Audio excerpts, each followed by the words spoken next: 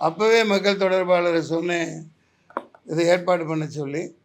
அப்புறம் சரி இது என்னதான் நடக்குது தெரியட்டும், ஃபார்ம் கிடைக்கட்டும்னு காத்திருந்தேன்.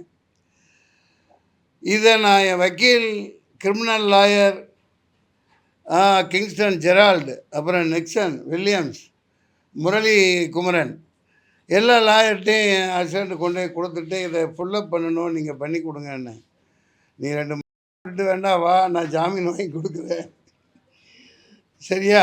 இது ஃபாரத்தையெல்லாம் எங்களை ஃபுல்லப் பண்ண சொல்லாத, எங்களால் அது முடியாது, நாங்கள் படித்த படிப்புக்கு அது முடியல அப்படின்னு சீரியஸாகவே சொல்கிறேன்.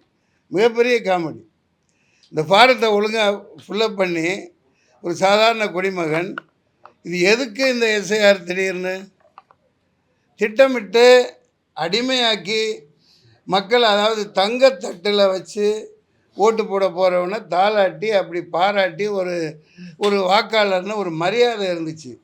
நீ என்னடா வாக்காளர் தேவையில்லைன்னு இதை அவமானப்படுத்தி கேவலப்படுத்தி தொடர்ந்து 15 வருஷமாக எப்போ பாஜக வந்ததோ அப்போ இருந்து எல்லாம் மக்கள் தெரியும், நீங்கள் மக்களோட பிரதிநிதிகளாக தான் இருக்கீங்க.